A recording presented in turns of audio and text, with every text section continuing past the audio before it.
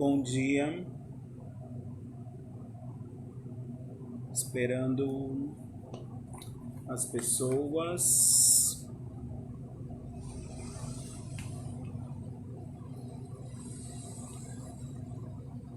Bom dia, Franklin, a paz do Senhor. Franklin, compartilhe o link para mim, por favor.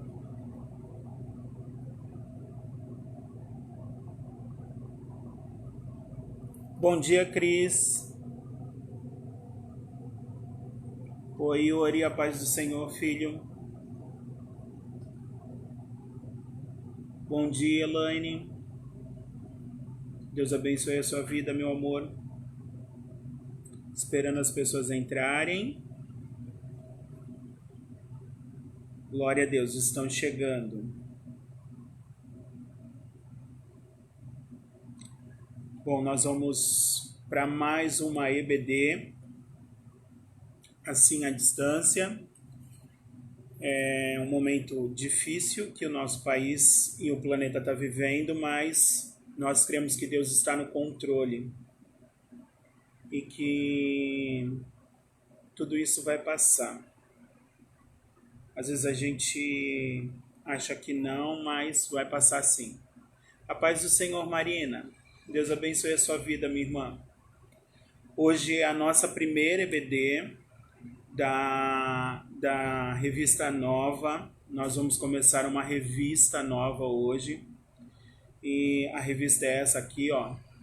Eu imprimi a capa porque as lojas estão fechadas, eu não consegui comprar a revista, então eu comprei ela online.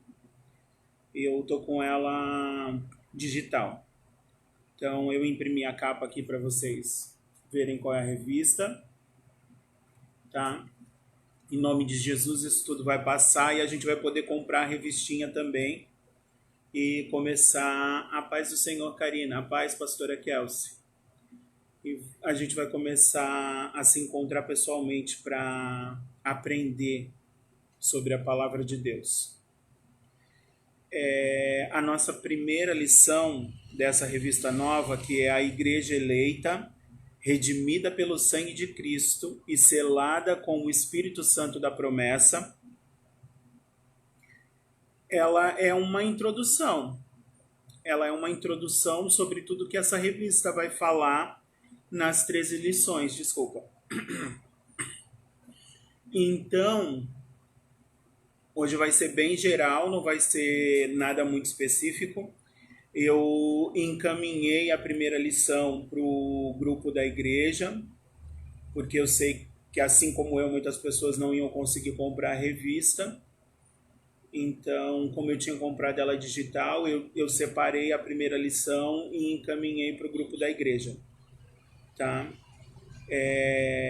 Então, tem uma tabelinha lá, vocês podem acompanhar. E no fim eu vou falar isso de novo, mas é legal a gente ver que aqui, ó, na primeira página lá da lição, em todas tem isso daqui, ó. Esse negocinho é uma tabela com um devocional para você fazer por dia. Tem um para segunda, um para terça, um para quarta, um para quinta, um para sexta, um para sábado e o do domingo é a lição, né? Então, seria interessante que nesse tempo de quarentena aí, já que a gente está tanto tempo em casa, que você pudesse praticar isso, né? Aproveitar ao máximo essa revista, aproveitar ao máximo esse recurso. Que às vezes a gente pega a Bíblia, lê a Bíblia, às vezes a gente já tem um costume de fazer um devocional, mas para quem não tem um costume de fazer um devocional ou está fazendo seu devocional normal e ainda está sobrando muito tempo, porque você está bastante tempo em casa, usa esse recurso também, que é bem legal. Você tem aqui alguns versículos que ele te pede para ler e aí vai falando aqui um pouquinho do que é cada trecho desse e aí dá para você meditar mais na palavra do Senhor. Tá? Então, que você possa aproveitar ao máximo essa revista. Outra coisa que eu queria pedir também para os irmãos nesse período de quarentena agora, que você leia toda a carta aos Efésios, tá? Porque essa revista ela vai tratar da carta aos Efésios. Então, leia toda a carta aos Efésios. Graça e paz, Ricardo Andrade. É o pastor Ricardo? Graça e paz. Deus abençoe a sua vida. É o pastor Ricardo. Deus abençoe, pastor. Bom, então vamos lá, vamos começar. Essa primeira lição, como eu falei, ela tem um caráter introdutório, é uma introdução ao que a gente vai estudar, tá? A carta aos Efésios. Tem uma coisa que me chamou a atenção, mas que eu vou falar mais pra frente, porque aí eu sei que vai ter mais gente, tá bom? Texto áureo. Tá lá em Efésios 1, 2. Quem não pegou lá o arquivinho que eu deixei no grupo da igreja. Ah, tá. Não é. É Ricardo Andrade, não é o pastor Ricardo. Mas recebe aí, irmão. A paz do Senhor. Bom, quem não pegou, abra aí a sua Bíblia. Efésios 1, 2. Mas antes de começar, a gente vai fazer uma oração, né? Não dá para começar nada para o Senhor sem orar. Amém? Então, curva a sua cabeça aí. Vamos falar com o nosso Pai, para que Ele venha nos dar graça nesse domingo. Mais um domingo em casa. Amém? Senhor Deus e Pai, Salvador querido, em nome de Jesus, Senhor. Senhor, que o Senhor possa vir sobre as nossas vidas nesse momento, que o Senhor possa nos conduzir neste estudo, Pai, que o Senhor possa abençoar este começo de domingo, Senhor, que o Senhor possa abençoar este começo de semana, Deus, assim como o Senhor tem nos abençoado e nos guardado, Senhor, durante todos esses dias, Pai. Continua nos escondendo embaixo da Tua sombra, ó Altíssimo Deus. Continua nos cobrindo com as Tuas poderosas asas, ó Onipotente, que nós possamos sempre descansar, Senhor. Descansar na Tua sombra, Deus. Ó Eterno Senhor Deus. Senhor Jesus, vem sobre nós e nos conduz, Senhor, a compreender mais de Ti, para que a gente possa entender os Teus propósitos, Senhor, nas nossas vidas, Pai, em todas as situações. Em nome de Jesus, Senhor. Em nome de Jesus. Amém. Glória a Deus.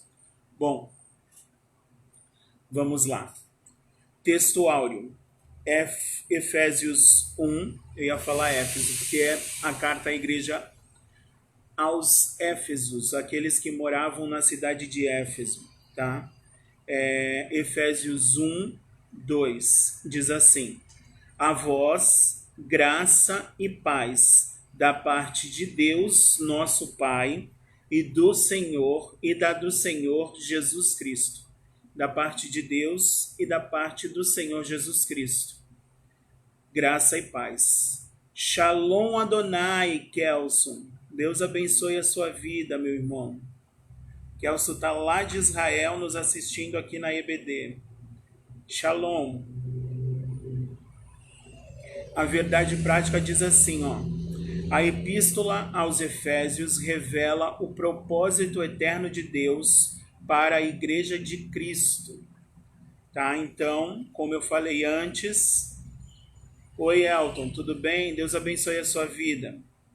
Essa é uma lição de caráter introdutório, a gente vai ser bem geral e não tão específico, porque as outras lições elas vão ser mais específicas, tá?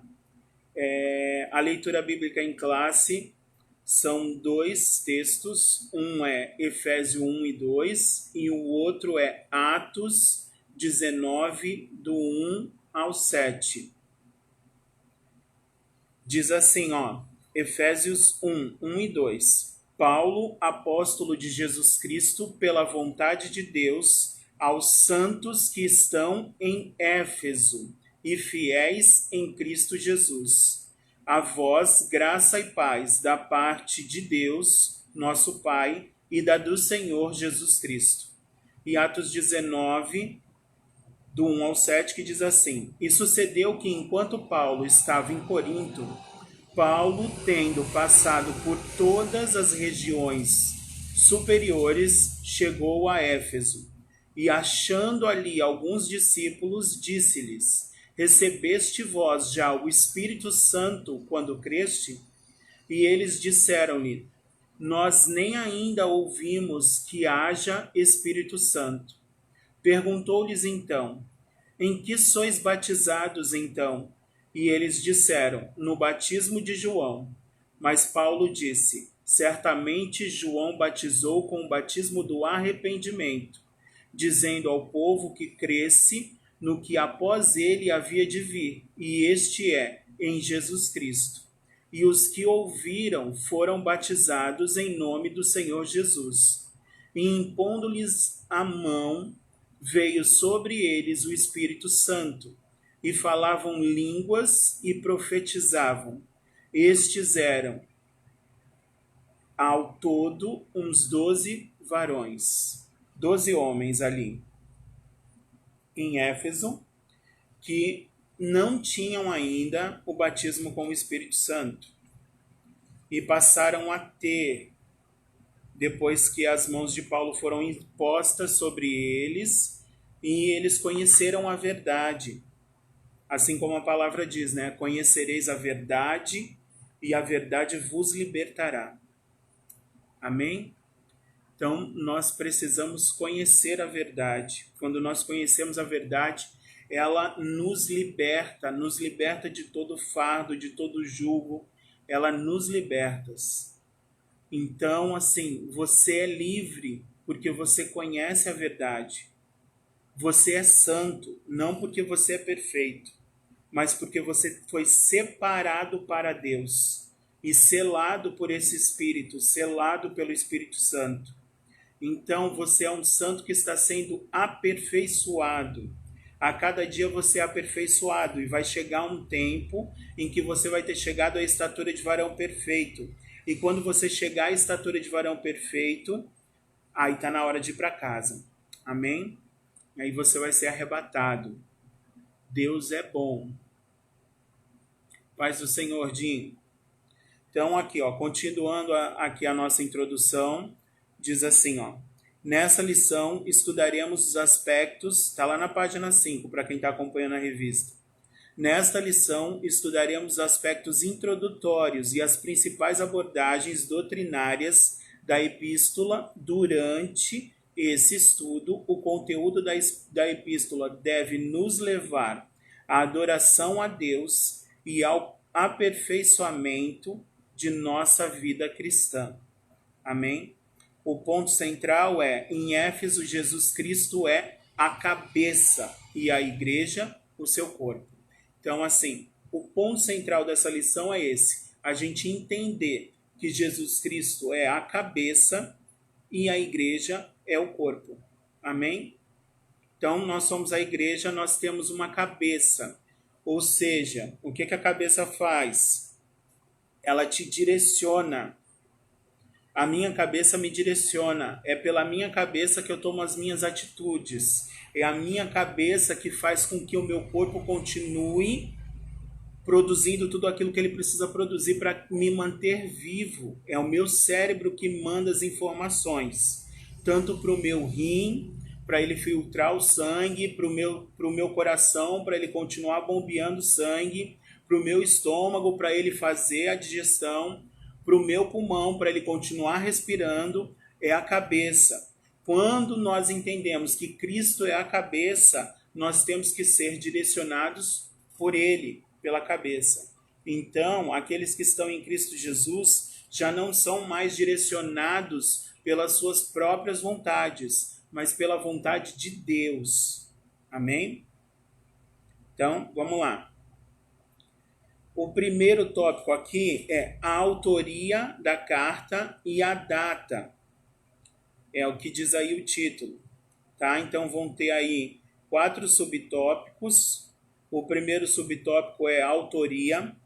Então, conforme de costume da época, e não só da época, mas até os dias de hoje, As cartas normalmente elas vêm com uma saudação e a pessoa informa quem ela é, tá? Então, aí lá em Efésios 1 e 2, que a gente leu anteriormente, diz assim, ó: Paulo, apóstolo de Jesus Cristo, pela vontade de Deus, aos santos que estão em Éfeso e fiéis em Cristo Jesus.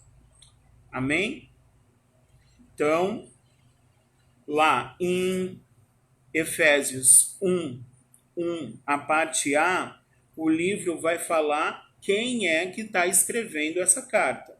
Quem é que está direcionando essa carta à igreja de Éfeso. E aí o texto começa falando: Paulo, apóstolo de Cristo, pela vontade de Deus.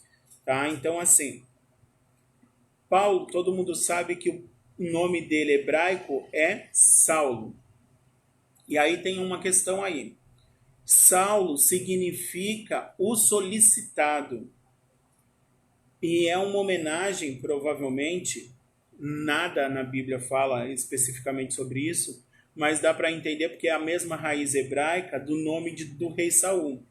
Tá? E Paulo, ou Saulo, de Tarso, era da mesma tribo hebraica, da mesma tribo judia, da mesma tribo dos hebreus, que o rei Saul, tá? O primeiro rei de Israel.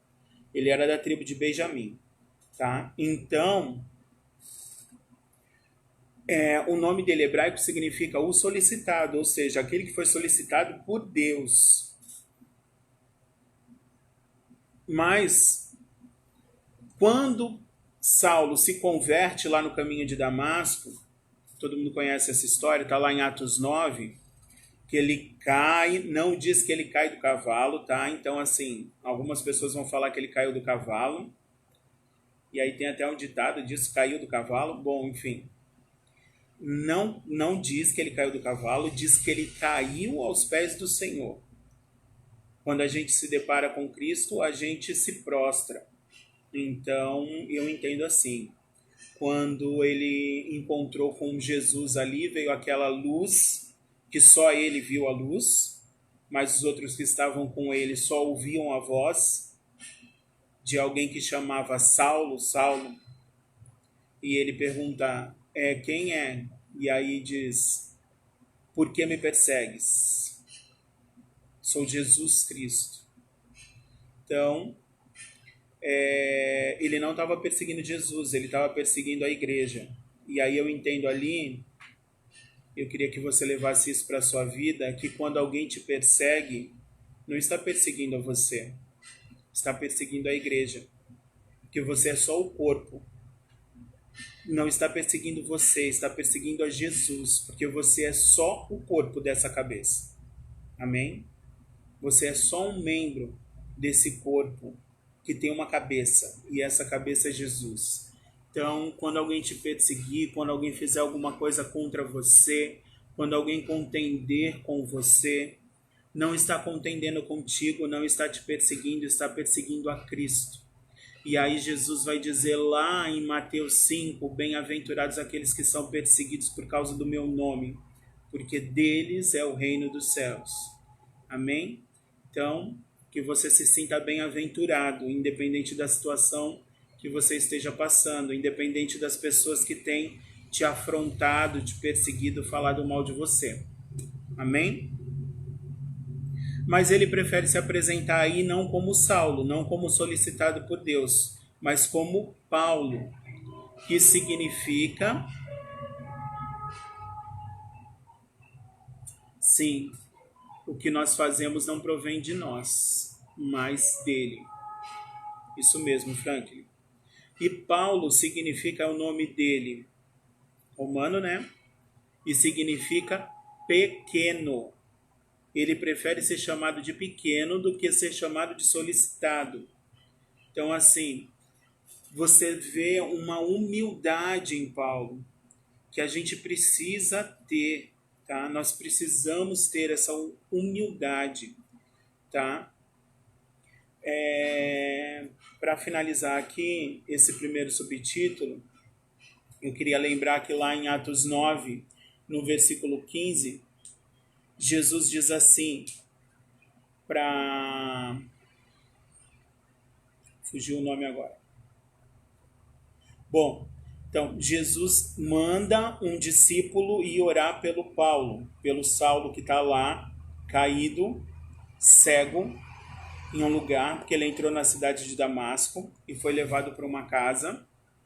E aí ele manda esse discípulo ir lá orar por ele e diz assim: vai lá e ora por este, porque este é um vaso escolhido por mim.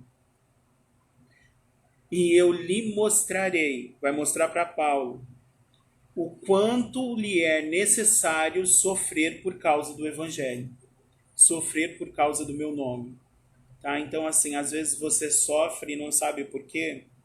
Às vezes você sofre por causa do Evangelho e não sabe por quê. Alguns Deus pede isso. Alguns Deus mostra quanto é necessário sofrer por causa do Evangelho. Isso tem que ser motivo de alegria para a gente. Isso não tem que ser motivo de tristeza. Porque nós somos alegres, independente das circunstâncias. Amém? O segundo ponto, aqui, o segundo subtópico, a assinatura apostólica.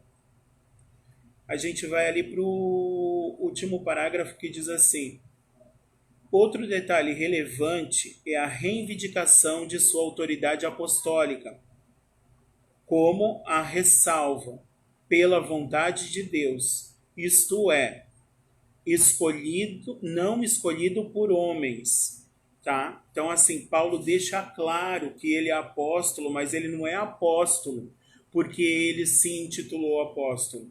Paulo deixa claro que ele é apóstolo porque Deus quis assim, tá? A vontade de Deus em Cristo Jesus para a vida dele é que ele fosse essa autoridade na igreja.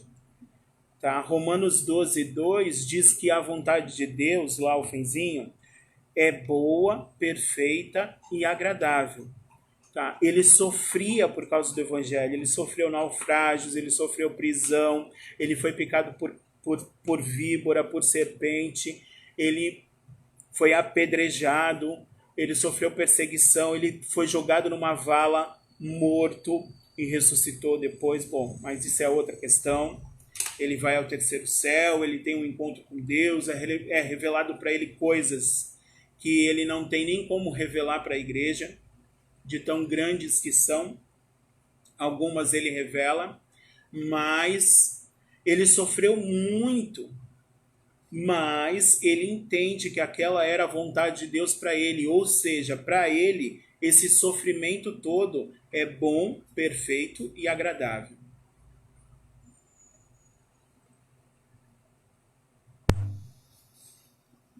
Sidney, a paz do Senhor, Sidney. Você nunca está atrasado, Sidney, a gente chega antes.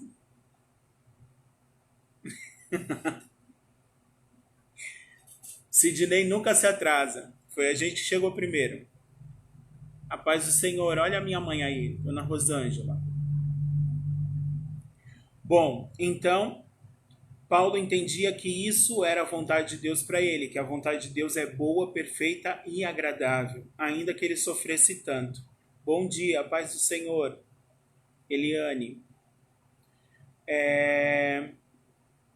Aí aqui, uma coisa que me chama a atenção é essa questão do ser chamado ao apostolado pela vontade de Deus, tá? Às vezes as pessoas elas foram chamadas e se recusam a fazer. Às vezes as pessoas não foram chamadas e elas se colocam à disposição. E às vezes as pessoas estavam passando por ali e foram pegas para fazer alguma coisa. Então, assim, que a gente possa seguir o nosso chamado.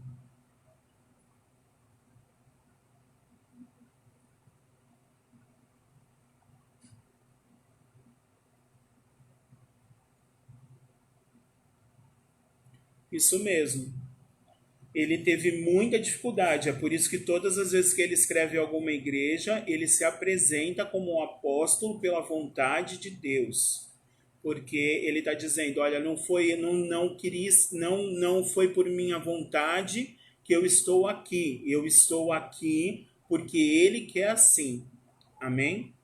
Então, a gente precisa tomar cuidado com isso, porque tem algumas pessoas que são os oferecidos, os sorteados e os chamados pelo Espírito Santo, tá? Então, assim, os oferecidos são aqueles que se oferecem para fazer e dão um jeito de fazer, dão um jeito de estar, dão um jeito de se colocar, vão pulando etapas nesse processo e quando chega em um determinado ponto, isso explode de uma maneira e o que parecia que ia ser bênção, no fim não foi bênção para ninguém. Tem aqueles que foram sorteados, que estavam por ali, e aí não tem outro, vai tu mesmo. Tá? Então, ore a Deus. Sempre que você tiver que fazer alguma coisa, busque a vontade de Deus para a sua vida. Para que você não esteja no meio dos oferecidos, para que você também não esteja no meio dos sorteados. A Bíblia fala sobre isso? Fala. Atos 1 vai dizer que eles tiraram sorte para escolher o apóstolo que ficaria no lugar de Judas, o traidor. Tá? Então, esse apóstolo é Matias. Depois, em Atos 2, com a descida do Espírito Santo, ninguém mais ouve falar de Matias, ou seja, ele estava passando por ali, não tem tu, vai tu mesmo, e aí acabou que não deu certo, sumiu. Tá? Deixou de ser crente? Não, não deixou de ser crente. Mas não teve nenhuma relevância na igreja. Não teve nenhuma relevância, não teve nenhuma importância, nenhuma participação importante na obra. Talvez se ele fosse o carpinteiro, vamos supor que Deus chamou ele para ser um carpinteiro e ganhar vidas na sua carpintaria. Talvez ele aparecesse mais vezes na Bíblia do que como apóstolo, porque ele estaria fazendo a vontade de Deus. Então, nunca esqueça disso, faça a vontade de Deus. Exatamente. Existe um tempo certo para todas as coisas. Para Deus sempre existe um tempo certo. Às vezes a gente está correndo atrás de alguma coisa porque o Senhor nos confiou aquilo, nos prometeu, nos fez uma promessa, existe uma promessa, uma profecia sobre a sua vida e você busca aquilo. Você tem que continuar perseverando sim, mas não dá para atropelar as coisas, tem um momento certo para cada coisa acontecer na sua vida. E no tempo certo vai ser bênção, não só para você, mas para todo mundo. Por exemplo, se Paulo tivesse conhecido a Cristo antes e tivesse entendido que ele era o Senhor e tivesse metido os pés pelas mãos e seguido a Cristo de qualquer maneira e não da forma como Deus o separou, será que ele suportaria todo aquele sofrimento?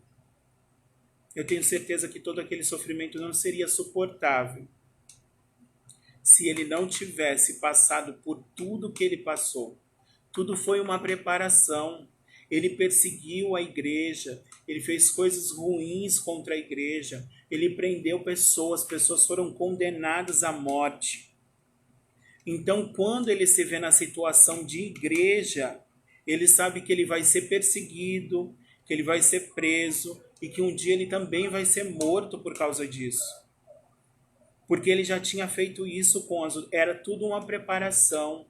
Às vezes você acha que a sua vida está muito ruim, que coisas ruins estão acontecendo, mas é tudo uma preparação. Deus nos prepara, nos capacita. É Ele que nos capacita. Em Atos 2 tem a descida do Espírito Santo, e aí eles são cheios, falam em línguas. Pedro vai pregar a primeira vez sobre arrependimento, 3.000 pessoas vão se converter, vão se arrepender. 3.000 homens, não 3.000 pessoas. Eles não contavam mulheres e crianças, então 3.000 famílias se converteram ali. É muita gente. E aí, a partir daquele momento, você não ouve mais ninguém tirando sorte para escolher alguém para o ministério, para escolher alguém para fazer alguma coisa, mas você ouve falarem, olha, nós oramos a Deus e o Senhor nos disse, separa fulano para isso, separa ciclano para aquilo. Tá? Então foi o caso do Estevão, foi separado para servir a igreja e acabou sendo apedrejado. Será que se não fosse pela vontade de Deus, ele teria tido aquela atitude ao ser apedrejado de olhar para o céu, ver os céus abertos, o Senhor Jesus se colocar de pé, se levantar do seu trono para ver aquele filho, e esse filho olhar para aqueles homens e falar assim para Jesus, Pai, perdoa porque eles não sabem o que eles estão fazendo, não impute a eles isso como um pecado, não coloque esse peso sobre a vida deles. Eles não sabem o que fazem. Ele teve a mesma atitude que Jesus teve na cruz, mas porque ele tinha sido capacitado para isso. Espere o seu tempo, espere o tempo de capacitação. O Senhor está te capacitando para uma grande obra, mas tem que ser no centro da vontade dele, não tem que ser no que você quer fazer, porque muitas das vezes quando é no que você quer fazer, você acaba atropelando as coisas, e aí não é bênção nem para você e nem para as outras pessoas. Amém? Quando estamos alinhados com os propósitos de Deus, nada chega atrasado ou fica fora da estação. E no momento de Deus sobre nossas vidas. Isso mesmo. Um exemplo no Antigo Testamento,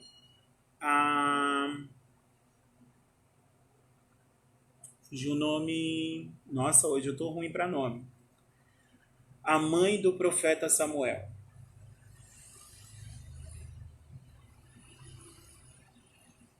Exatamente, cada um separado para uma vocação.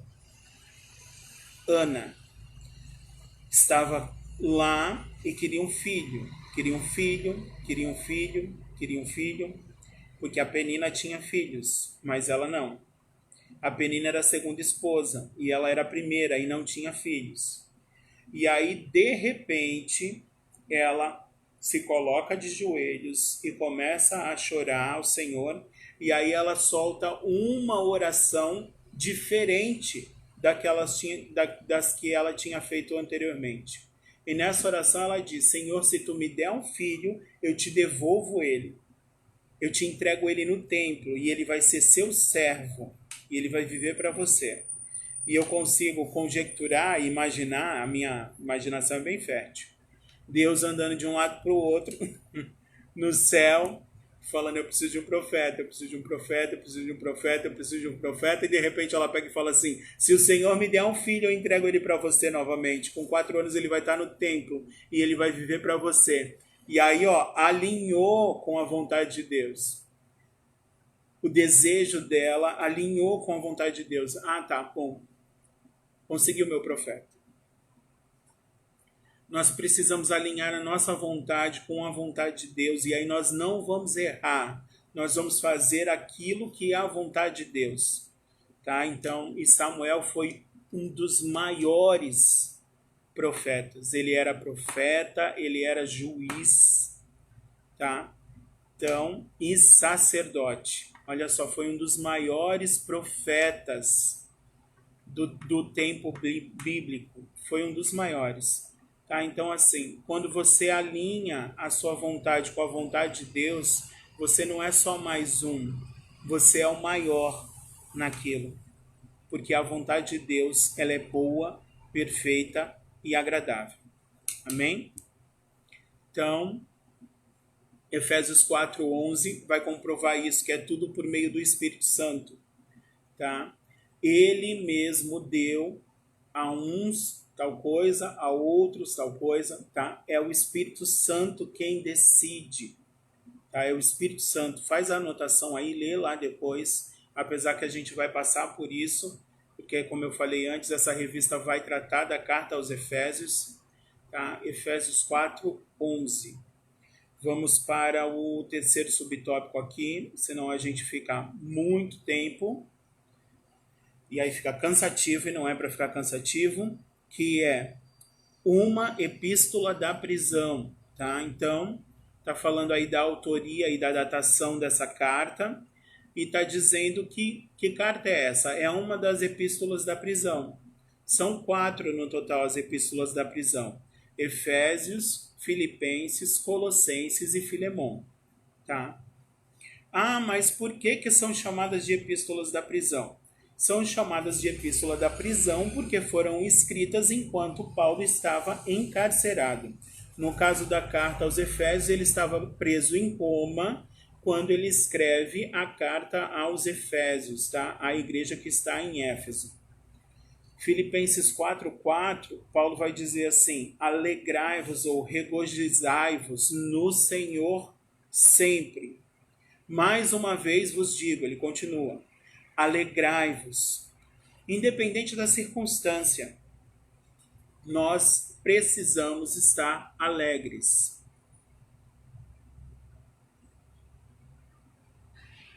Amém. Deus nunca se atrasa. Deus sempre chega no momento certo, na hora certa. Deus tem um tempo exato para todas as coisas. Eclesiastes já fala isso, né? Há um tempo para todas as coisas. Amém? Independente das circunstâncias, nós somos um povo que se alegra. Você é salvo, você conhece a verdade, tá? Ah, tem tudo isso acontecendo. Se alegra no Senhor porque a palavra está se cumprindo. O teu Deus não é mentiroso. O teu Deus é verdadeiro. A maior prova está aí. A palavra está se cumprindo. Haveriam guerras e rumores de guerras e epidemias e fome. Tá se cumprindo. Então, ao invés de você se entristecer, você tem que ficar triste por causa da situação das pessoas, tem que ficar triste por causa da situação das pessoas. Chore com os que choram e se alegre com os que se alegram. Mas você também tem que se alegrar porque a palavra está se cumprindo. Já tem até um rumor aí de uma votação para escolherem um representante único para a saúde mundial para resolver essa questão da pandemia. Ainda não é o governo único, ainda não é um representante único para todas as nações para governar, mas já é um princípio, porque se isso der certo, o segundo passo para um governo único vai ser muito mais rápido. Tá? Então a palavra está se cumprindo. Talvez você não tivesse imaginado que você fosse passar por isso, porque a gente ouve falar há tanto tempo, né, que essas coisas aconteceriam e tem crente que morre, crente que nasce, crente que morre, crente que nasce e essas coisas ainda não tinham acontecido, mas glória a Deus está se cumprindo no seu tempo, está se cumprindo enquanto você é a igreja. Então glorifique o nome do Senhor. Se alegre nessa circunstância também, porque Ele nos dá alegria, Ele nos dá paz, independente da situação, independente da circunstância. Amém? Diz assim, ó, ele se identifica na epístola como o prisioneiro de Jesus Cristo, em 3:1, o preso do Senhor, em Efésios 4:1, e um embaixador em cadeias, em Efésios 6:20. Então, assim, Paulo aí vai mostrando que ele está preso, mas isso não faz diferença para ele. Ele continua alegre no Senhor e fazendo a obra que foi proposta para ele, que era edificar as igrejas, tá? E aí ele escreve em prisão cartas às igrejas que eu já comentei antes, a Éfeso, a igreja de Filipenses, a igreja de Colosso e a Filemon, tá? Então, continuando aqui, o ponto 4, a datação, tá? A data dessa carta. É importante? É importante para você saber mais ou menos quando foi escrito o que estava acontecendo com a igreja. A carta foi escrita entre 60 e 62 depois de Cristo, tá? Em algumas versões você vai encontrar ao invés do prefixo lá DC, você vai encontrar AD, tá? Se você encontrar AD, então, ó, aula de Annus Domini, tá? Em latim, tá? Quer dizer, o ano do Senhor, o ano em que o ano do Senhor. Quando é o ano do Senhor, é depois de Cristo, tá? Annus Domini, ano em que o Senhor domina, um ano em que o Senhor já esteve na Terra, tá? Então, AC é antes de Cristo, DC é depois de Cristo, depois que o Senhor já veio na Terra. E quando você vê em algum lugar a desinência aí AD e depois de um ano, você entende que é depois de Cristo também, tá? Só que está em latim, Annus Domini. Sempre, Deus está no controle de tudo sempre, sempre. Amém? Então, a carta foi escrita entre 60 e 62, mais provavelmente no ano 61 depois de Cristo, e ela foi direcionada à igreja de Éfeso, e ela estava no poder de um cristão chamado Tiquito, tá? Ele era o portador da carta, foi ele que levou a carta.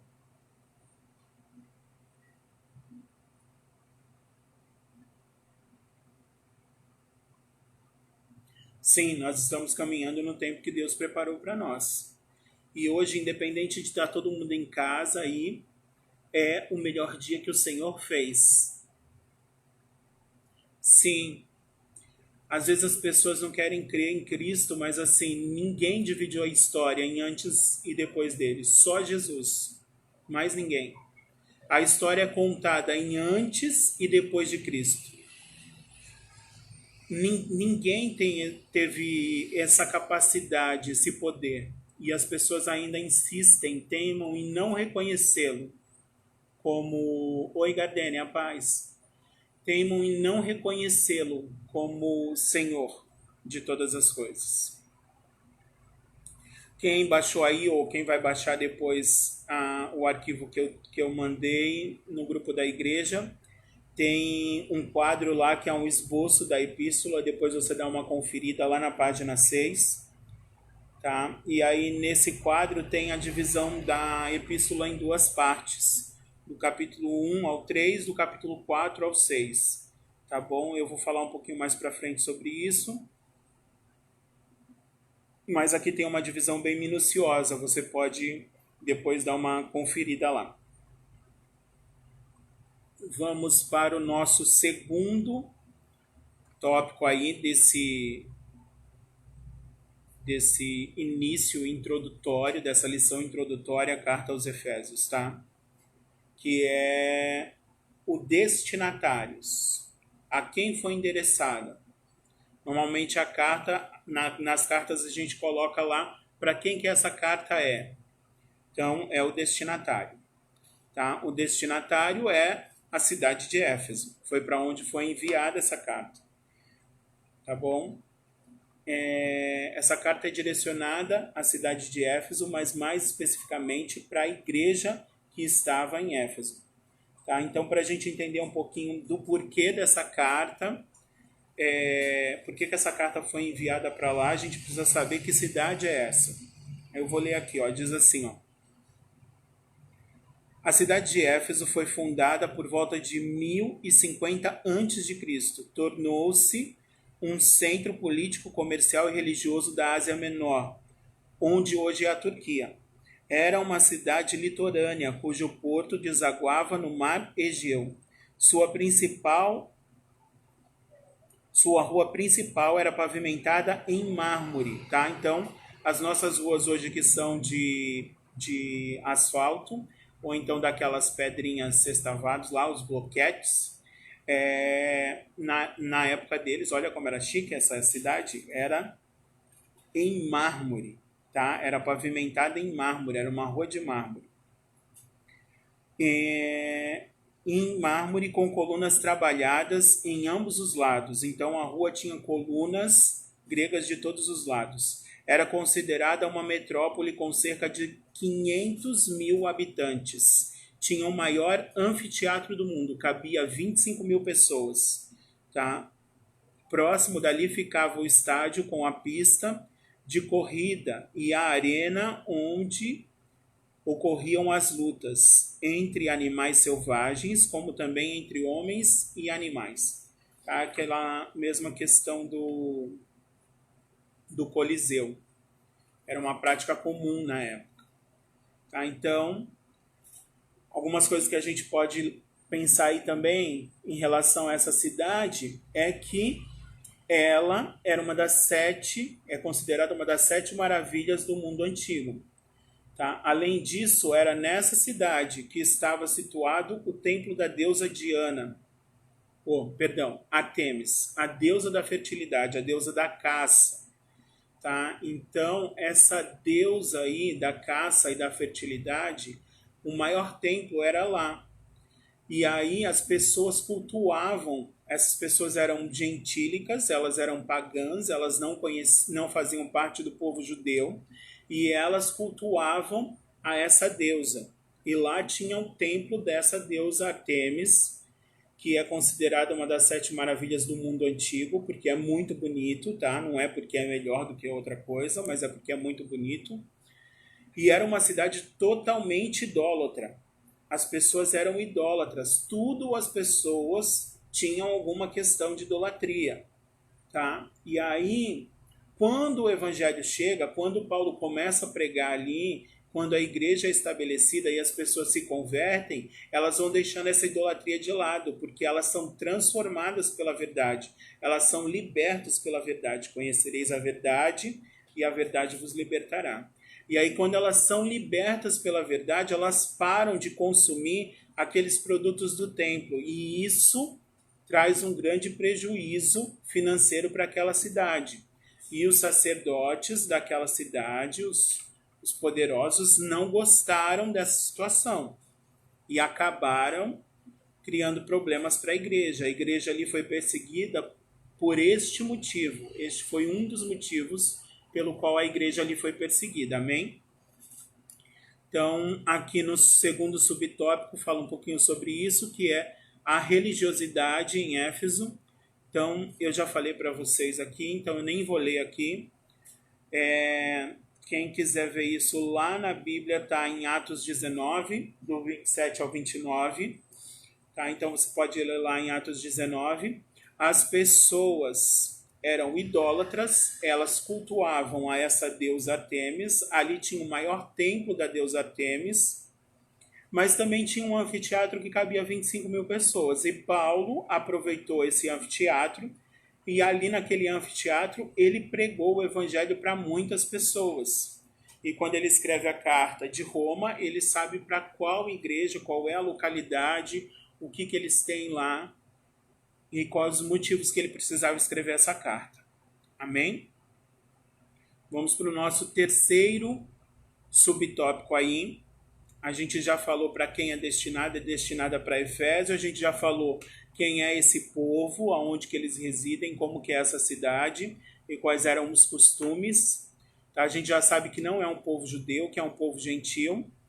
E o terceiro subtópico aqui desse segundo tópico é o destinatário final. O destinatário final é a igreja local, a igreja de Éfeso. Tá? Então, se a gente for ver lá, diz que ela foi endereçada aos santos que estão em Éfeso. Amém? Então, lá no meio, para quem está acompanhando a revista, diz assim, ó: em Éfeso Deus usou Paulo poderosamente, e a igreja crescia, pois até os lenços e aventais do apóstolo foram usados para curar os enfermos e expulsar demônios. Eu grifei isso daqui porque eu sei que muitas pessoas vão ler e talvez fiquem com algumas dúvidas. Tá? Então, eu grifei para esclarecer algumas coisas aqui. Paulo foi usado na cidade de Éfeso poderosamente, antes da sua prisão, quando ele foi até a igreja de Éfeso. Ele foi usado poderosamente ali.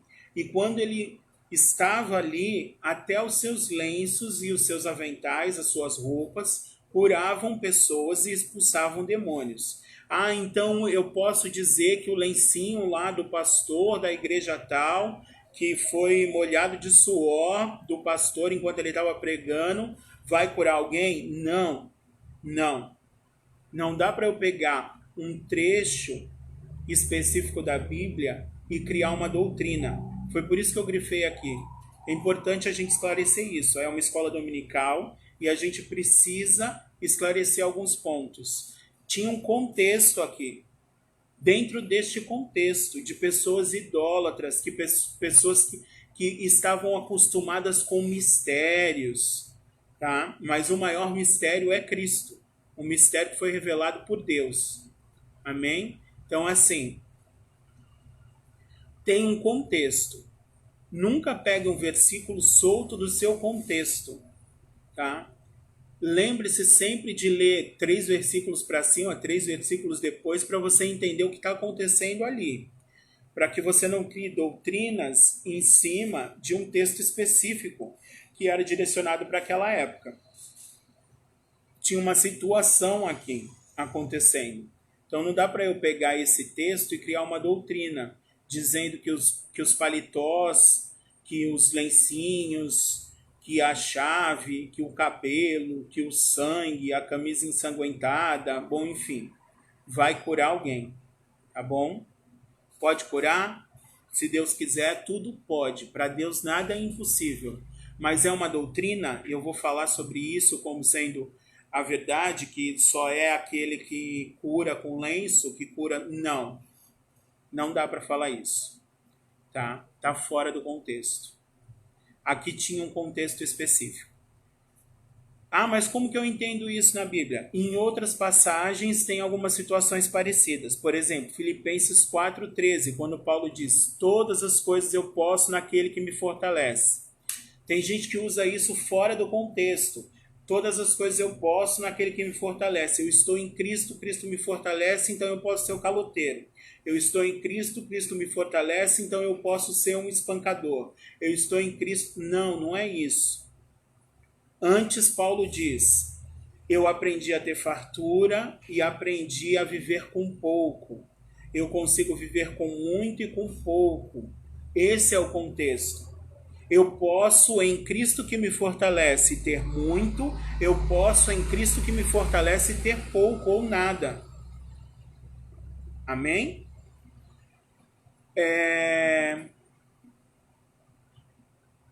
Isaías 59, 1 e 2, vamos ver um exemplo lá no Antigo Testamento. E diz assim: as mãos do Senhor não estão encolhidas para abençoar. Aí todo mundo pega e fala assim: Deus vai te abençoar. E quem é que não recebe uma palavra dessa? Deus vai te abençoar porque as mãos dele não estão encolhidas para te abençoar. E todo mundo recebe isso. Só que está fora do contexto. Dentro do contexto, o versículo 2 vai dizer assim: mas os vossos pecados faz separação entre mim e vós.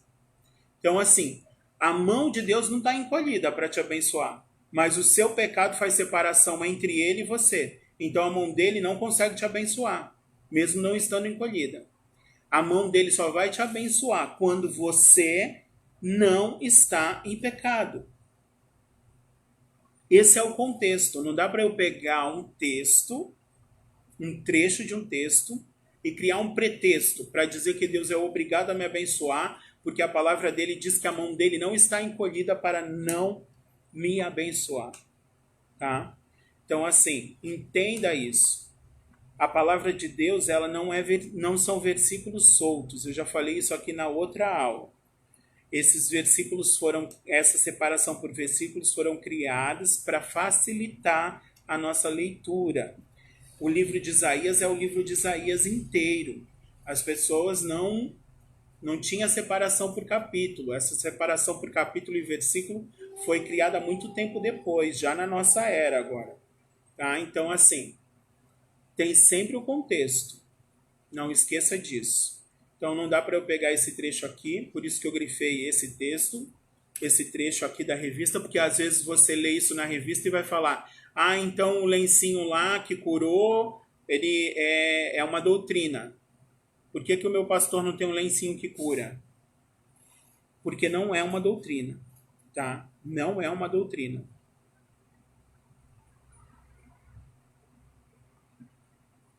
Exatamente. Paulo usou para fazer a obra. Hoje em dia o povo usa essas coisas para fazer comércio. E a palavra de Deus diz: dê a César o que é de César e a Deus o que é de Deus. E Jesus entrou no templo e chicoteou todo mundo que estava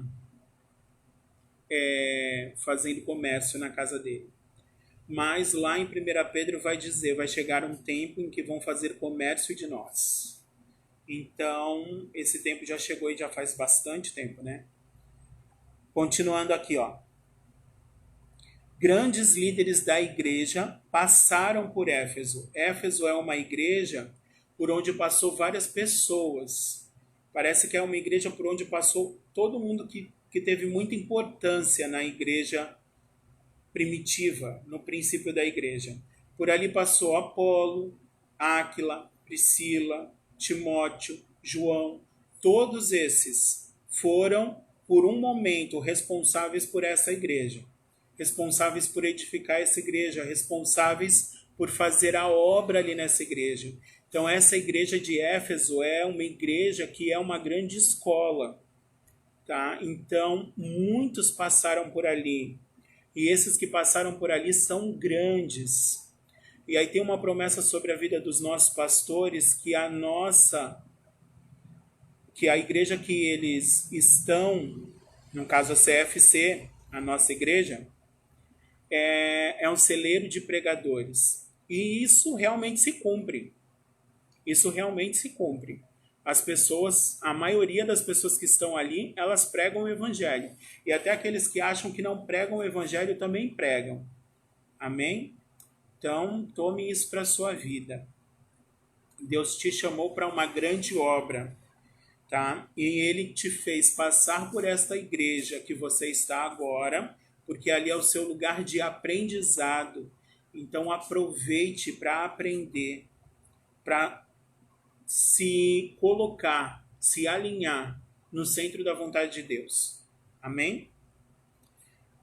Continuando aqui, vamos para o nosso quarto subtópico desse segundo ponto, que é a saudação epistolar, a saudação na epístola, tá?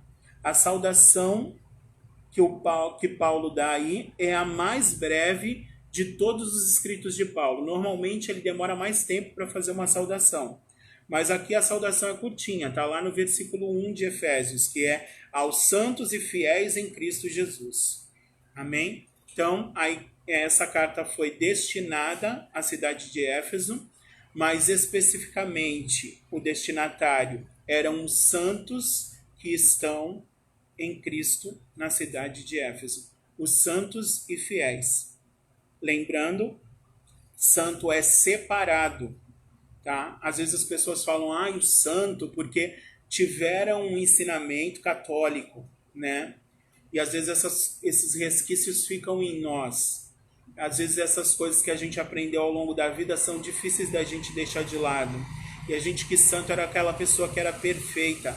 Não, santo não é perfeito. Santo é separado. Tá? Santo é separado. Foi separado para Deus. Então você é santo porque você é separado para Deus. E Ele é santo 3 vezes. Ele é totalmente separado. Tá? Você está no mundo, mas você não é do mundo. Amém? E aí diz assim, ó. Aos santos e fiéis em Cristo Jesus. Então, você é santo e é fiel, porque todos aqueles que são santos são fiéis. Amém? E são santos e são fiéis porque tudo está correndo bem na vida deles? Não. São santos e são fiéis porque foram salvos pela graça. Efésios 2, 8 e 9 vai dizer, pela graça sois salvos. Isso não vem de vós, é dom de Deus. Não por obras, para que ninguém se glorie. Amém? Então, assim, nós fomos salvos pela graça de Deus. Pela graça nós fomos salvos. E por isso nós somos santos e fiéis. Porque como a gente foi salvo e foi de graça, e a gente não precisou fazer nada por isso, a nossa gratidão é pela paz que nós recebemos. E aí a gente vai aqui citar 4 tipos de paz, tá? Então, tem pessoas que ainda não conhecem a Cristo, que têm a pax romana, a paz do mundo, a paz que o mundo dá, que é aquela paz que quando tá tudo bem, eu tô tranquilo. Tá tudo bem, eu tô em paz. Mas aconteceu alguma coisa, eu me abalo e perco a minha paz. Essa não é a paz do cristão. Essa é a paz que o mundo dá. Se quando as coisas estão indo bem, você está tranquilo, você está em paz. Isso mesmo, Franklin. Graça significa favor e merecido. É por isso que é de graça. É de graça. Você não merecia, mas ele fez. Amém? Então, quando está tudo bem e eu estou em paz, eu tenho a paz do mundo. Caiu uma agulha no chão, perdi minha paz, eu preciso observar isso. Porque o cristão, ele não tem a paz do mundo. O cristão, ele tem a paz de Cristo. Aquela que excede todo o entendimento. Isso mesmo. Então, a primeira paz que o cristão tem 3 tipos de paz, tá? Depende do grau aí de aperfeiçoamento que esse cristão está. Tá? Então, a primeira paz que o cristão tem é a paz de Cristo. João 14, 27 vai dizer, Jesus vai dizer, eu deixo-vos a minha paz vos dou. E não dou como o mundo a dá. Ou seja, é uma paz que não depende de circunstâncias. É isso que ele está falando. Tá? O segundo tipo de paz que o cristão tem é a paz com Deus. Romanos 5,1 vai dizer, justificados sois pela fé e temos paz com Deus. Tá? Então o cristão ele tem a paz que foi dada por Cristo e o aperfeiçoamento dele vai fazer com que ele tenha paz com Deus. Quando eu tenho paz com Deus, quando eu não sou inimigo dele, quando eu não sou inimigo dele, quando eu aborreço o pecado. Amém? Então, nós temos paz com Deus. O segundo ponto, a paz, o terceiro, quer dizer, a paz de Deus. É o terceiro tipo de paz que o cristão tem. A paz de Deus é essa que excede todo entendimento. Filipenses 4:7 vai dizer que nós temos a paz de Deus, que excede todo o entendimento. Ah, mas como que explica isso? Não dá para explicar, porque ela excede todo o entendimento, tá? O mundo está caindo ao seu redor e você está em paz. As pessoas estão morrendo ao seu redor e você está em paz. A sua família está enferma, está repreendida em nome de Jesus. Mas você está em paz. As suas finanças estão indo por água abaixo, mas você continua em paz, porque ela excede todo entendimento. Tá? Então, você cristão, você tem 3 níveis de paz. O primeiro é a paz de Cristo, o segundo é a paz com Deus e o terceiro é a paz de Deus. Esse terceiro é a top. Tá? Ah, porque eu vejo cristão que às vezes se apavora. Se apavora porque ele ainda não tem a paz com a paz de Deus. Ele tem a paz de Cristo, que foi dada por Cristo, e ele tem a paz com Deus, porque ele não está em pecado. Mas ele ainda não tem uma paz que excede todo entendimento. Aquela que as pessoas veem o mundo caindo na vida da pessoa e falam, como é que ela consegue ficar tão tranquila? O mundo está caindo na cabeça dela. Quando ela tem a paz de Deus. Porque o mundo está despencando em pecado e o Senhor está sentado no seu trono. E ele não perde a paz. Ele não perde a paz. Ainda quando a ira é saciada, ele não perdeu a paz. Ele continua em paz. Amém? E nós temos que ser assim. Então, se alguém quiser anotar aí, João 14, 27, a paz de Cristo. Romanos 5, 1, paz com Deus. Filipenses 4, 7, a paz de Deus. Amém? Vamos para o nosso terceiro aí subtópico.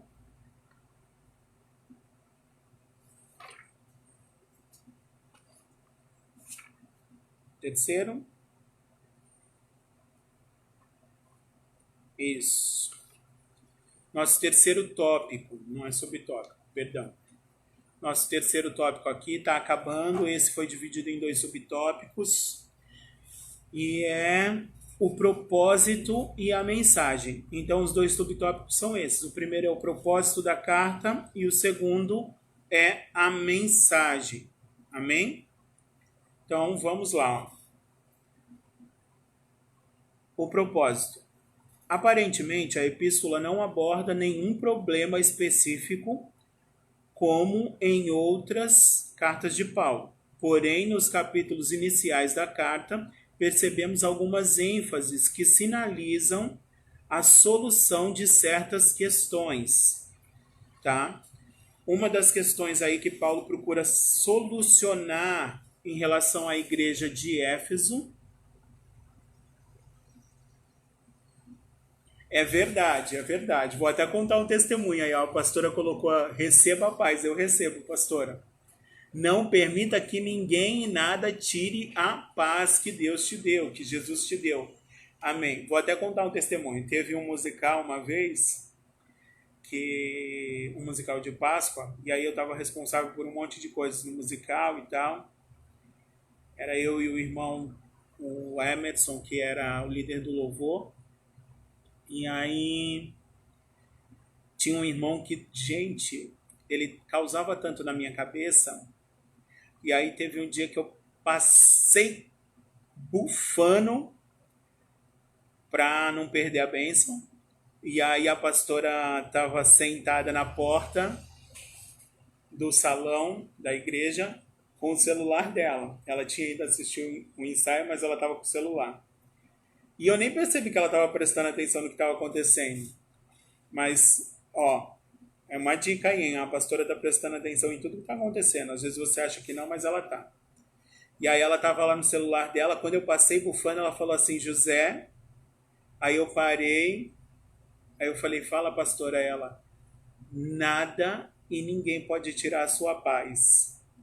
E eu falei, amém. E passei direto, porque eu estava irritado. Mas aí eu fui para o fundo beber água, mas eu fui pensando nisso. Aí o Senhor me acalmou. Nada pode tirar a sua paz. Nada. Tá? Então, assim, que ninguém venha tirar a sua paz. Que nenhuma circunstância venha tirar a sua paz. Você alegre em Cristo Jesus. Como Paulo disse, e mais uma vez vou repetir, alegrai-vos, independente da situação. Amém? Então, uma das questões aí que Paulo vai tratar nessa carta é a questão do mistério. E o maior mistério de Deus é Cristo. Amém?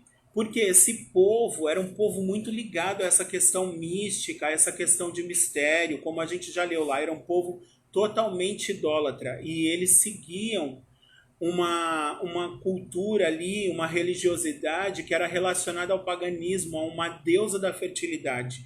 E aonde tinham deuses da fertilidade, tinham prostitutas sacerdotais. Tá? Então, as sacerdotisas, elas tinham relacionamento sexual como forma de culto. Então, Paulo tem que quebrar tudo isso. O evangelho tem que quebrar tudo isso ali. Tá? Então, isso se torna um problema para aquele povo, para o povo que estava acostumado a viver desses recursos, a viver disso. Então, tinha toda uma questão de misticismo e tal, e uma das questões aí que essa carta vai tentar solucionar é essa questão de mistério, e Jesus é apresentado como o maior mistério de Deus. Amém? Alguém que vem para dar a vida pela humanidade, por todos os séculos que estariam por vir. Tá? Então, quer um mistério maior do que esse? Não tem como ter. Amém? Por exemplo, haviam novos convertidos que vinham do mundo helênico e praticavam religiões de mistérios e magia, mas que agora se reuniam com os santos de Éfeso. Não por acaso o apóstolo Paulo mostra aqueles crentes que Cristo está no controle do universo inteiro, tá? Efésios 1, do 20 ao 22. Então ele mostra ali que Jesus está no controle de tudo e que não tem um Deus específico para cada coisa, tá? E esses mistérios que eles criam, essa magia, não existe. Ela acontece. O inimigo tem poder para criar ilusões, tem poder para criar ilusões, sim, tá? Não esqueçam que eles são anjos e eles têm um poder limitado, mas eles têm um poder, tá? E principalmente para enganar. Porque ele é mentiroso desde o princípio, tá? E muitas pessoas caem nesse engano, caem nessa mentira. Como a palavra diz, o Deus deste século cegou o entendimento, tá? Então, as pessoas não conseguem entender a palavra, não conseguem reconhecer o maior mistério do mundo, que é o próprio Jesus Cristo, o mistério de Deus, e são enganadas por estes mistérios, que de mistério não tem nada. Amém?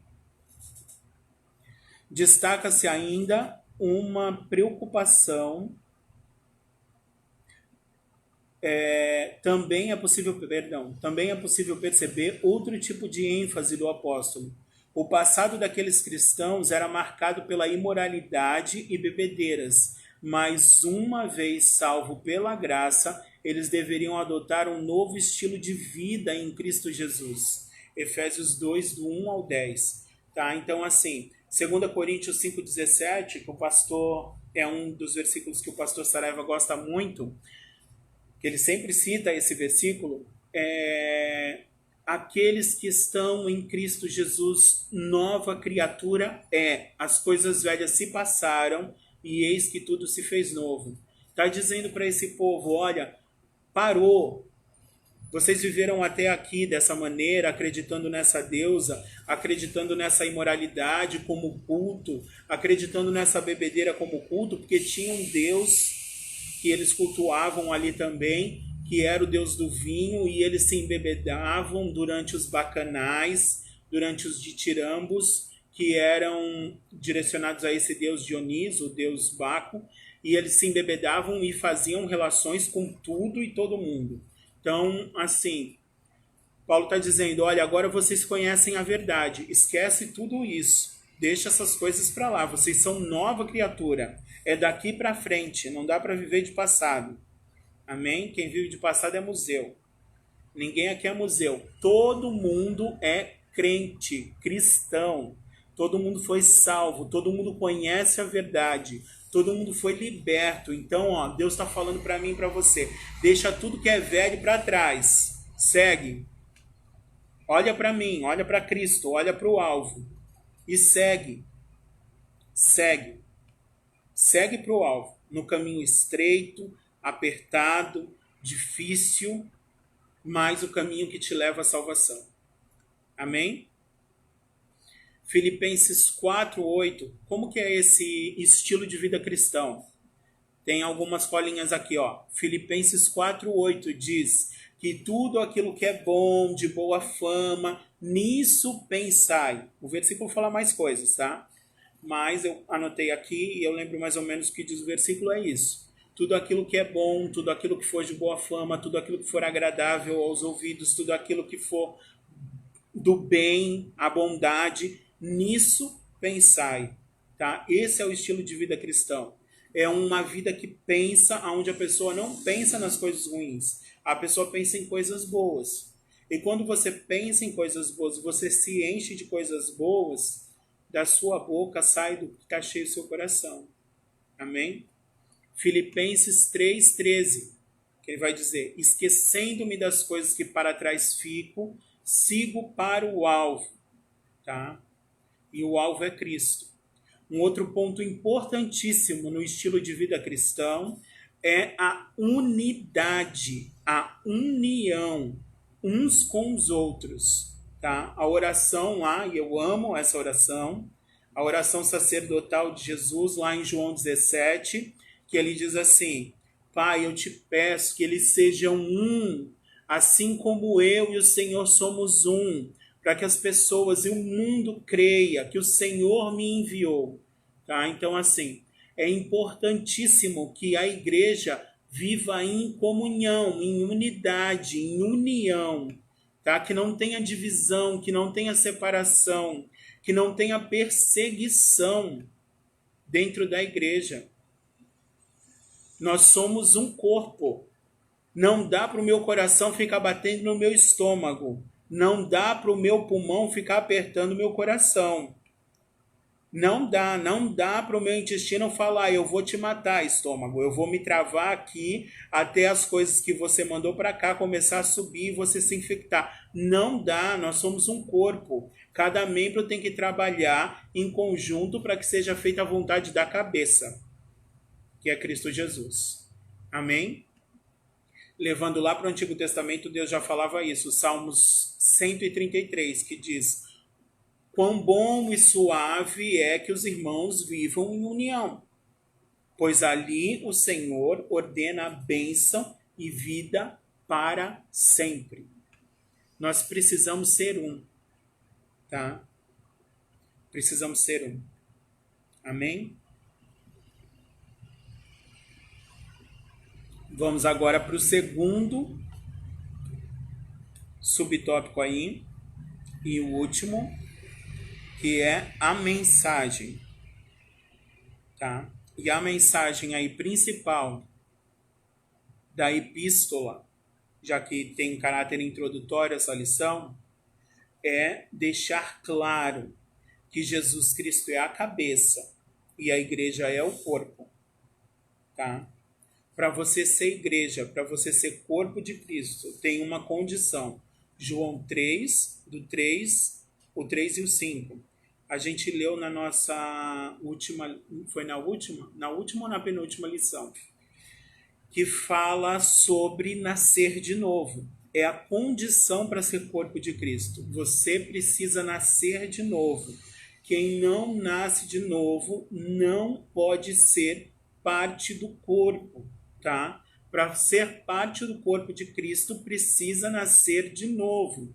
Aqueles que nascem de novo, como João 3, o 3 e o 5 diz, esses verão o reino de Deus, estes entrarão no reino de Deus. Quem não nasce não verá o reino de Deus. Quem não nasce de novo não entrará no reino de Deus. Amém? Então, para você ver o reino de Deus, você precisa nascer de novo. Tudo bem? Para concluir aqui, ó, portanto, a epístola contém uma combinação de doutrina, fé e prática da vida cristã, ou seja, de tudo o quanto Deus fez e do que se espera que a igreja faça. Então, essa epístola aos Efésios, essa carta aos Efésios, ela vai nos ensinar a doutrina, tudo que Deus fez, e a prática, tudo que Ele espera que nós façamos. Tá bom? Então é isso que a gente vai ver ao longo desses 3 meses, tá? Desse trimestre agora. A gente pode dividir essa epístola, que tem 6 capítulos, em 2 partes, tá? E tem aquela tabela lá que eu pedi para vocês conferirem e estudarem melhor.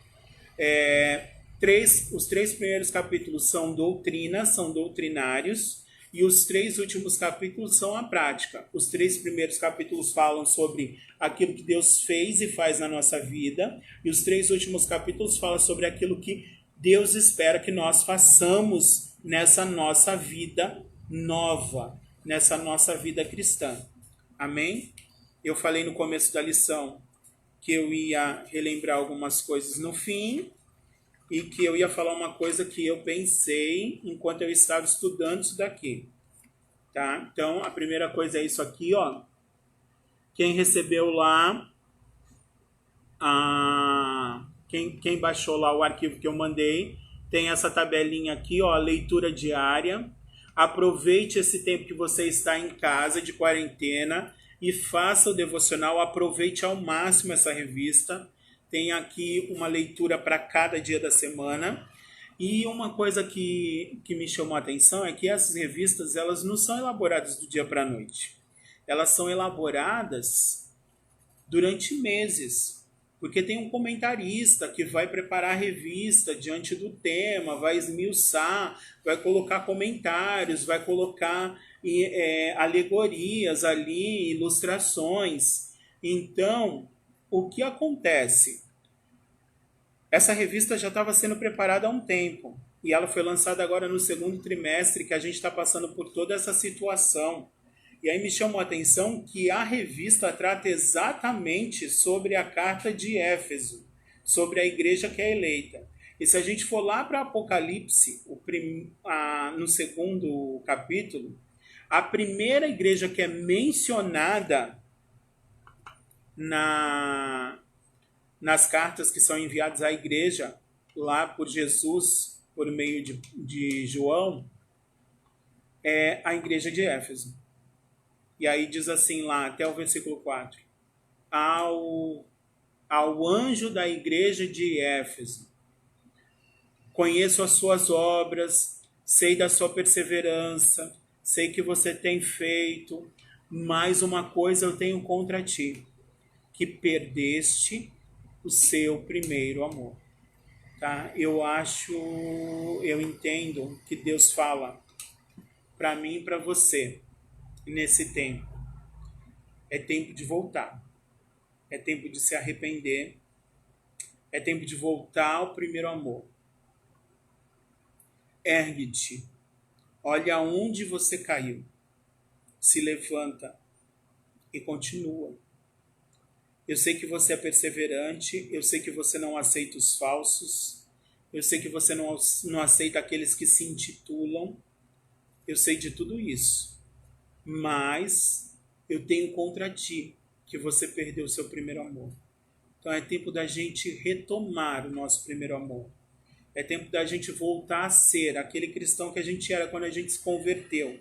Que a gente estava cheio de gás, cheio de vontade de conhecer a Deus, de conhecer os seus mistérios, de conhecer a Cristo, de falar dele para todo mundo, de tudo aquilo que ele tinha feito na nossa vida, até aquele momento em que era pouco, entre aspas, era a salvação.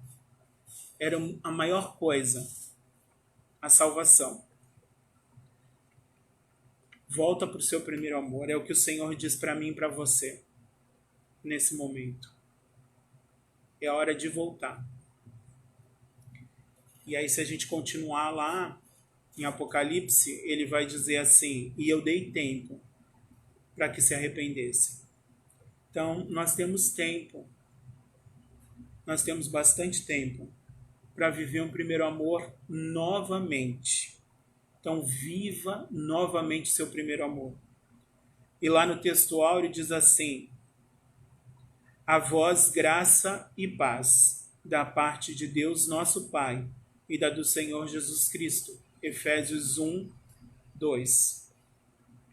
Graça é a causa da nossa salvação. Nós somos salvos pela graça.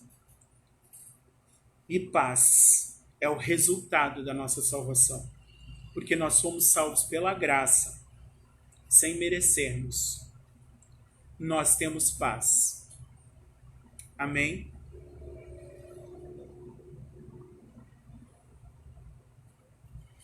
O fogo não pode apagar.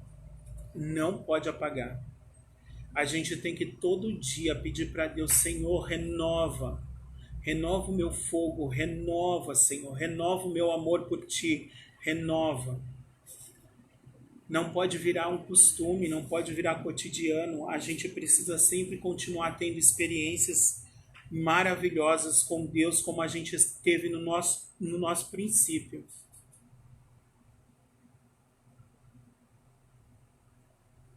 Amém. Que o Senhor nos renove hoje e sempre. Tá? A causa da nossa salvação é a graça. E o resultado da nossa salvação é a paz. Não esqueça disso. Como a pastora Kelsey falou aqui, e como ela falou para mim uma vez, que ela percebeu que precisava falar, ninguém pode tirar a sua paz. Porque ela foi dada por Cristo. E aquele que começou a boa obra em você é fiel e justo para terminar. Amém? Vamos orar para encerrar? Senhor Deus e Pai, Salvador querido, em nome de Jesus, Senhor. Senhor, eu te agradeço, Pai. Eu te agradeço por mais este dia, Senhor, por mais esta EBD, Pai. Ainda que assim à distância, Senhor. Obrigado por falar conosco, Senhor. Obrigado pelo teu amor, pelo teu cuidado, Senhor. Obrigado por nos alertar, Senhor, das coisas que nós precisamos fazer, que nós precisamos viver, Senhor. Eterno Deus, que o Senhor faça arder cada vez mais a chama do teu amor em nós e que nós possamos permanecer no nosso primeiro amor. E que aqueles que não estão, Senhor, mais neste primeiro amor, que eles possam retornar a ele, Senhor. Eterno Deus, em nome de Jesus, que eles possam se erguer, Senhor, em graça e em conhecimento, Senhor, cheios do amor de Deus, cheios da tua paz, Senhor, que excede todo entendimento. Nos dá um domingo abençoado, Senhor, na tua presença, e que nós possamos continuar crescendo na tua graça e no teu conhecimento, Pai. Em nome de Jesus. Em nome de Jesus. Amém. Mais tarde a gente tem o nosso culto. Mais tarde a gente tem o nosso culto, tá? Não percam o nosso culto. Glória a Deus, as nações nos esperam. Em nome de Jesus. Em nome de Jesus. Mais tarde a gente tem o nosso culto às 6 horas da tarde. Ainda online, por aqui, tá? Pelo Face. Também tem no YouTube. A Vanessa compartilha no YouTube. A Vanessa é uma bênção. Tá? Então, acompanhe aí. Obrigado, pastora. Deus abençoe. Não esqueça de tudo que foi falado. Também tem um recadinho lá da pastora no grupo da igreja, que vocês possam ajudar nesse momento. Tá? Então, não esqueçam de olhar lá o recadinho. Quem não souber do que se trata, chama a Karen no privado. Tá?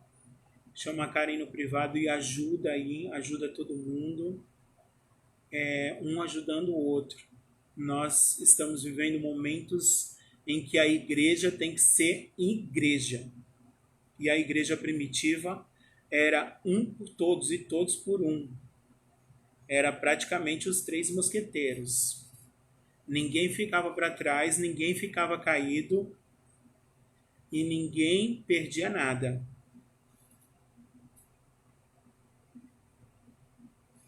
Obrigado, fique em paz também. Deus abençoe. Então, não perca o nosso culto hoje, às 6 horas da tarde. Tá? A nossa programação está toda online. Segunda-feira tem Jesus na Lagoa. Terça-feira tem as células. Quarta-feira tem culto das mulheres, as radaças. Quinta-feira tem o nosso culto da vitória. Sábado tem o culto de casais. Domingo tem a EBD e o nosso culto. E tem também alguns cultos esporádicos aí dos jovens, dos filhos, né, do Ministério Filhos. E que nós possamos continuar perseverando e no nosso primeiro amor. Amém? Até mais tarde. A gente se vê por aqui. Tá bom? Deus abençoe. Um abraço. A paz.